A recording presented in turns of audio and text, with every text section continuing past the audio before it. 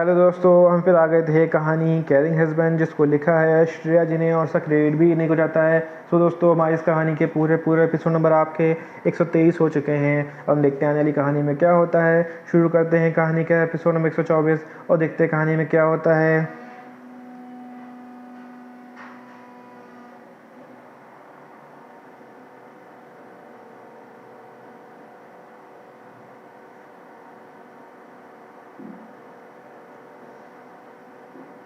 वहीं श्रेया की बात सुनकर कबीर ने श्रेया की तरफ देखा और श्रेया की आंखों में आंसू देखकर कबीर ने अपनी मुट्ठी पूछ ली। ये सब उसकी ही गलती थी कि श्रेया इतने से ही बात पर श्रेया की आंखों में आंसू आ गए। फिर वो श्रेया के आंसू पोंछते हुए प्यार से बोला, बिल्कुल भी नहीं।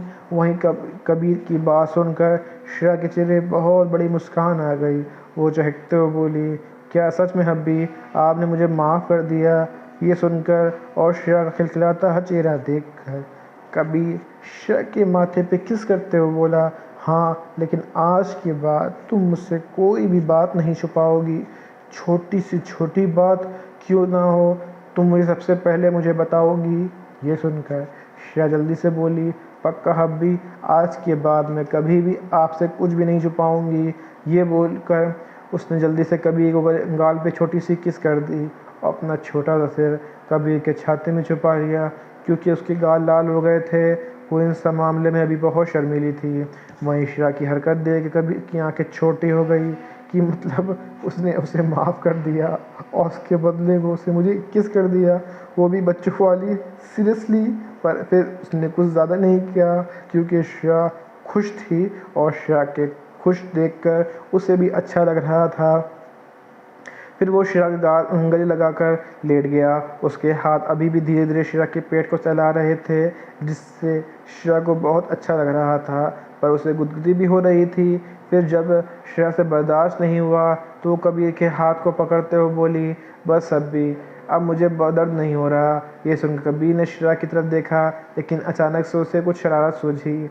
वहीं श्रेया कबीर की तरफ देख नहीं रही थी, तो उसने कबीर की आंखों में शरारत नहीं देखी। अगर वो देखती तो पक्का समझ जाती कबीर के दिमाग में कुछ तो खुराफाती चल रहा है।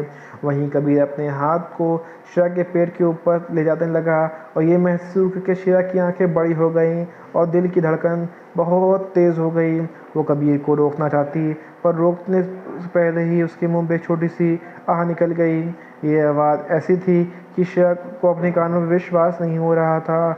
उसने जल्दी से चेहरा अपने दोनों हाथों से ढक लिया क्योंकि उसे बहुत शर्म आ रही थी। उसकी हिम्मत भी नहीं हो रही थी कि कबीर से अपनी नज़र मिला सके। वहीं श्रेया की आवाज़ सुनकर कबीर के चेहरे पे एक मुस्कान आ गई और वो जल्दी से उसे छुपाते हुए बोला, वाही तुम ठीक तो है ना? ये तुम्हारे मुंह से आवाज़। पर वो उससे आगे कुछ बोल पाता। श्रेया ने जल्दी से उसके मुंह पे हाथ रख दिया। उसकी इतनी भी हिम्मत नहीं हो रही थी कबीर के मुंह से वो सब सुन सके जो उसने अभी अभी किया, पर इसमें उसकी कोई गलती नहीं थी। ये सब कबीर की वजह से हुआ था। अचानक से कबीर ने उसके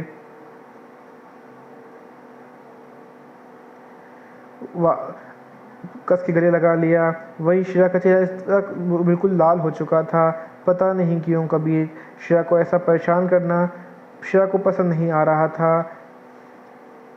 लेकिन फिर कबीर ने श्रेया को आगे साथ कुछ नहीं किया, वो ऐसे ही गले लगा के लेटा रहा। वहीं दूसरी तरफ चिराग रिया को मनाने की बहुत कोशिश कर रहा था, वह मान ही नहीं रही थी। वो रोई जा रही थी और रोते हुए बोली, मुझे समझ आ गया कि कोई मुझे इस परिवार का हिस्सा नहीं समझता, तो मेरे अब यहाँ रहने से कोई मतलब ही क्या है। मैं जा रही हूँ वापस अपने घर, जहाँ मुझे कोई इस तरह बाहर वाली की तरह ट्रीट नहीं करेगा। ये सुनकर चिराग रिया को समझाते हुए बोला, बच्चा ऐसा कुछ भी नहीं है, सब तुम्हें बहुत प्यार करते हैं और ये तुम्हारा भी घर है। चिराग और रिया की एंगेजमेंट के बाद रिया ओल्ड ओबराय मेंशन में रहने लगी थी। तुम्हें पता है ना, भाई का ऐसा मतलब नहीं था। और वो कैसे हैं, वो कब क्या कर दें, किसी को कुछ भी पता नहीं। और जब बात भाभी की आए तो भूल ही जाओ। रिया बोली, नहीं, कोई भी मुझसे इस फैमिली में मेंबर नहीं समझता। अगर ऐसा होता तो भाई कभी भी मुझे इस तरह रोकते नहीं। मैं तो बस एक बार श्रेया से मिलना चाहती थी क्योंकि मुझे उसकी बहुत फ़िक्र हो रही थी। पर भाई को इससे कोई प्रॉब्लम थी, यहाँ तक कि उन्होंने मुझे घर के अंदर तक जाने नहीं दिया। बस अब वो इससे आगे कुछ कह पाती, चिराग ने उसे अपनी तरफ खींच लिया, उसे किस कर लिया। वो बहुत ही पैशनेट तरीके से किस कर रहा था। वहीं चिराग के अचानक से किस करने से रिया हैरान हो गई। वो चिराग को धक्का देने लगी, पर चिराग की पकड़ इतनी मजबूत थी कि रिया चाह कर भी उसे खुद से दूर नहीं कर पा रही थी।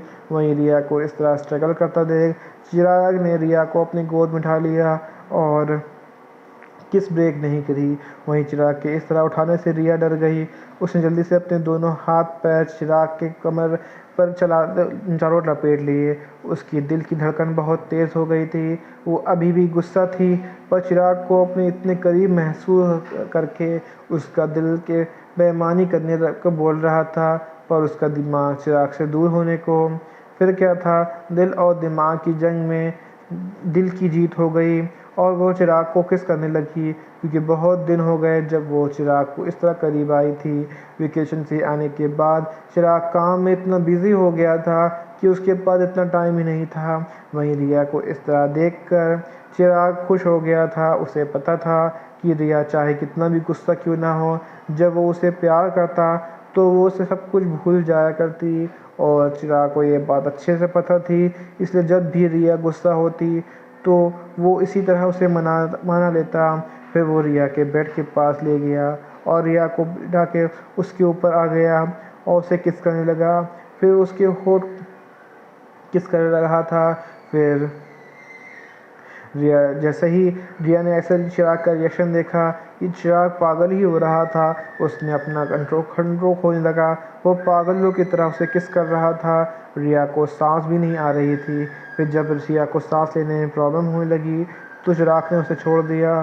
चिराग के छोड़ते ही रिया ज़ोर ज़ोर से सांस ले रही थी। यहीं पे कहानी का एपिसोड नंबर आपका 123 कंप्लीट होता है।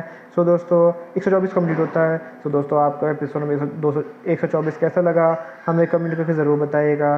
कहानी कोई ऐसा अंश ऐसा भाग जो समझ में ना आया हो, आपको और पर लगा हो, तो भी हमें कमेंट करके ज़रूर बताइएगा। कहानी अच्छी लगी तो उसको लाइक कीजिएगा, शेयर कीजिएगा, चैनल को सब्सक्राइब कर लीजिएगा ताकि आपको हमारे आने वाली अगली वीडियो तक आसानी से पहुँच सके।